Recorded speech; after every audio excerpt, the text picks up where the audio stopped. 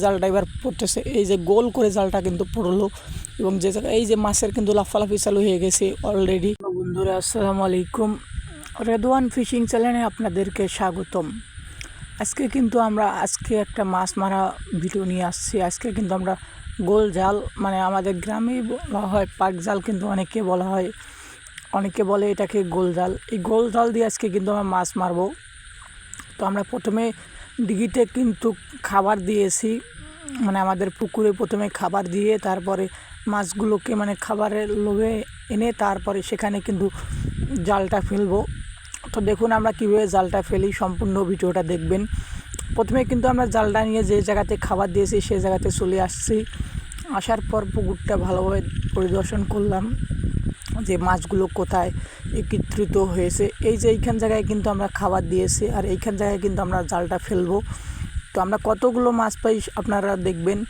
প্রথমে কিন্তু জালটা আমরা ভালোভাবে মানে একত্র করে নিয়েছি, মানে যেভাবে জালটা ভালোভাবে ফেলানো যায় সেভাবে কিন্তু আমরা জালটা ফেলতেছি। জালটা ফেলার মাধ্যমে আমরা কীভাবে মাছ ধরি আপনারা সম্পূর্ণ ভিডিওটা দেখবেন। আমরা কীভাবে গ্রামের মানুষ মাছ ধরি তো আপনারা সবাই দেখবেন। তো প্রথমে আমরা কিন্তু জালটা ভালোভাবে নিতেছি, নেওয়ার মানে ফেলানোর জন্য ভালোভাবে যেভাবে জালটা ধরতে হয় সেভাবে কিন্তু আমরা ধরতেছি। এবার কিন্তু আমরা জালটা ফেলবো। জালটা ফেলার জন্য আমরা প্রথমে দেখতেছি মাছগুলো কোথায় একত্রিত হয়েছে। এবার কিন্তু আমরা জালটা ফেলবো। ফেলার জন্য প্রস্তুত হয়েছে আমার চাচা, আমার একটা বড় ভাই, তিনি কিন্তু জালটা ফেলবেন। জালটাতে কত মাছ পায় আমরা কিন্তু সম্পূর্ণ ভিডিওটা আপনাদেরকে দেখানোর চেষ্টা করব। তো প্রথমে কিন্তু আমরা দেখতেছি যে মাছগুলো কোথায় মানে একত্রিত হয়েছে। খাবার যে জায়গায় আমরা খাবার দিয়েছি সে জায়গায় কিন্তু আমরা চলে আসছি। আসার পর এখন এইখান জায়গায় কিন্তু জালটা আমরা ফেলবো। তো আপনারা সম্পূর্ণ ভিডিওটা দেখবেন। এবার কিন্তু আমরা জালটা ফেলার জন্য প্রস্তুত হয়ে নিতেছে আমার বড় ভাই। এই যে দেখতে পাচ্ছেন, এবার জালটা আমরা ফেলবো। জালটা খুব সুন্দর করে আমরা ফেলতেছি। এই যে জালটা এবার পড়তেছে, এই যে গোল করে জালটা কিন্তু পড়লো এবং যে জায়গায় এই যে মাছের কিন্তু লাফালাফি চালু হয়ে গেছে অলরেডি। মানে যে জায়গায় জালটা পড়েছে ওই জায়গায় কিন্তু মাছ কিন্তু অনেক লাফালাফি করতেছে, মাছগুলো জালে ধরা পড়েছে।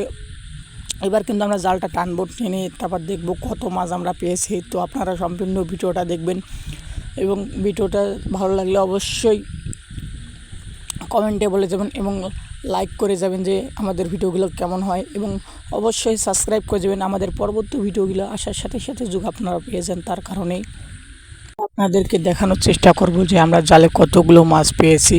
তো প্রথমে আমরা জালটা কিন্তু সুন্দর করে টানতেছি, ধীরে ধীরে যোগ মাছগুলো পালিয়েছে না যেতে পারে।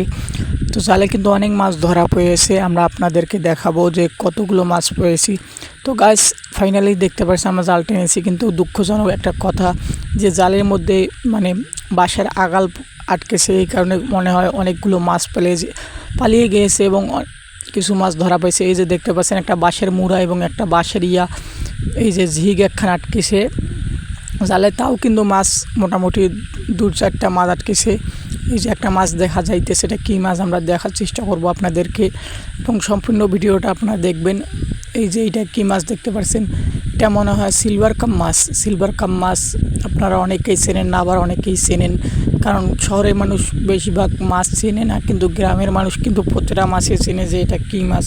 তবে বন্ধুরা যারা ভিডিওটা দেখছেন অবশ্যই সাবস্ক্রাইব করে যাবেন পরবর্তী ভিডিওটা আসার সাথে সাথে। তো সবাইকে অসংখ্য ধন্যবাদ। আসসালামু আলাইকুম, আমাদের সাথে থাকার জন্য অসংখ্য ধন্যবাদ।